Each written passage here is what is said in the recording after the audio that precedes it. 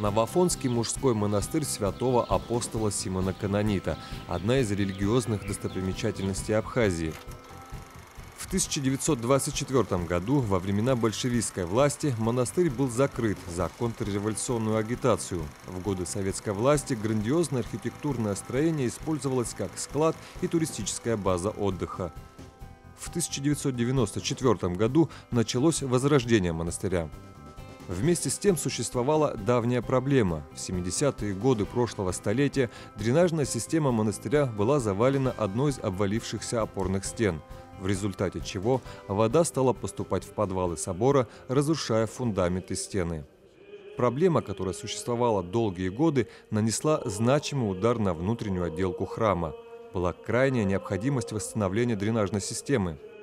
Главная проблема увода воды из этого помещения, она была решена, и я думаю, что это имеет большое значение для того, чтобы храм мог сохраняться и далее. Потому что если бы это в ближайшее время проблема не была бы решенной, безусловно, существование этого храма, я думаю, что постепенно он бы разрушался.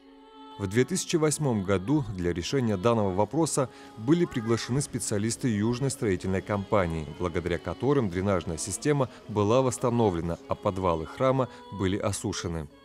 Мы не можем передать какие-то вопросы, связанные с реставрацией или с каким-то ремонтом определенных частей внутри монастыря людям, которые никогда не имели отношения к подобного рода, скажем так, объектам, представляющих исторический интерес. Да? Соответственно, надо приглашать для этого именно специалистов, для того, чтобы достичь того результата, который мы все хотим увидеть. Прежде всего, это сохранение этой святыни, сохранение этих зданий, которые имеют очень большое значение духовное не только для Абхазии, но и для всего православного мира. Автор проекта восстановления дренажной системы монастыря – российский инженер-конструктор Зак Борей, с участием которого возводился столичный стадион «Динамо», усиливалась конструкция свода республиканского рынка. По словам специалиста, перед ним стояла задача восстановить водоотвод, осушить подвальные помещения собора, а также очистить и ввести в эксплуатацию водный резервуар, расположенный за монастырем и который в свое время обеспечивал питьевой водой значительную часть города. Задача ставилась отвести воду и вот эти пределы усилить, фундаменты и вот эти какие-то скобки сделать, там, анкеровку, единое монолитную конструкцию. Ну а потом уже батюшки сказали, воды нет, потому что там сразу за монастырем мощный резервуар был. И его чистили, там ила было по колено, там, ребята все почистили пескоструем, потом таркретированием на гидротехническом бетоне мелкозернистом это все сделали. Ну а потом еще второе. Сюда же воду надо подать, и внизу нарушено водоснабжение было. По левому берегу Псерской идет водовод. И вот это, я не знаю, километра 2-3 Вадим вот это восстановил. Несмотря на то, что у специалистов не было ни одного чертежа дренажной системы, они смогли справиться с поставленной задачей в кратчайшие сроки.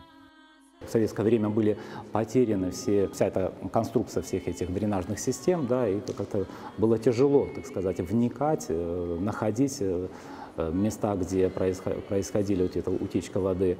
И поэтому было принято решение заново положить эту дренажную систему. И вот это все было осуществлено, все это было сделано. И благодаря вот такой кропотливой, грандиозной работе сегодня мы имеем сухой климат в храме, потому что раньше, заходя сюда, как-то было тяжело дышать, потому что очень было сыро, о зиме мы даже и не говорим.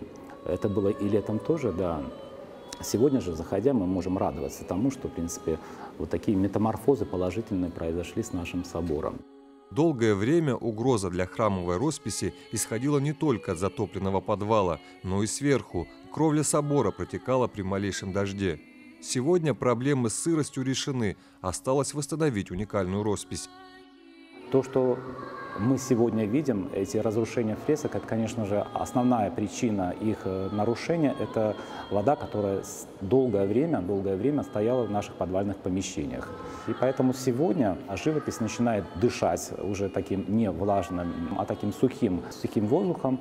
И я думаю, что в ближайшее время мы можем уже говорить о том, что нужно и можно призывать специалистов, которые будут восстанавливать эти уникальные живописные полотна нашего собора.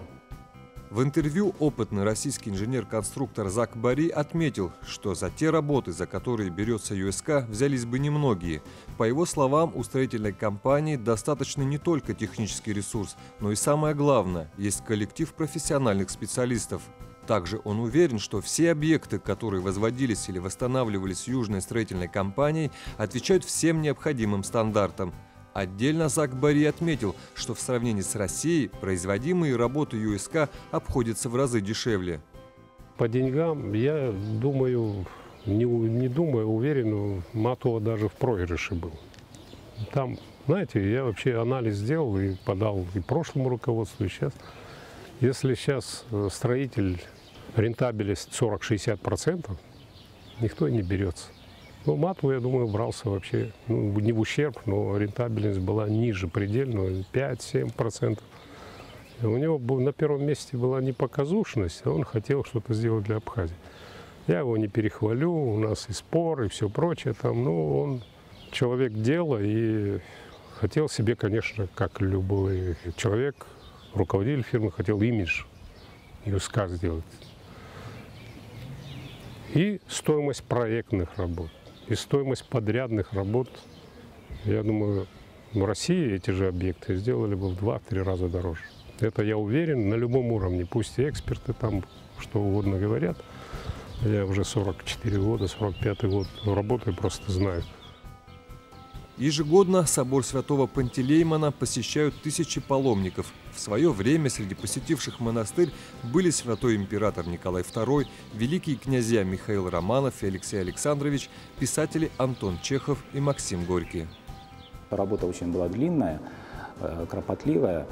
Вот. Более того, они же уложили весь двор заново, да? Вот сделали брусчатку внутреннего нашего монастырского двора, потому что из-за вот этого ненормального поведения воды, которая проникала не только в собор, но и на всю территорию монастыря, как бы происходила деформация всего покрытия, да, и местами, более того, камень даже отсутствовал. Основную работу, а это работа по устранению воды из наших подвальных помещений, была осуществлена южно-строительной компанией, которую возглавляет Вадим Матов. И мы, конечно, благодарны той грандиозной работе, которую провели мастера под его руководством. И мы много раз говорили, что если бы не были проведены эти работы, то, конечно же, так сказать, характер разрушения увеличивался бы, да, и, может быть, сегодня до нас не дошли, могли бы и не дойти все эти уникальные, интересные росписи нашего собора.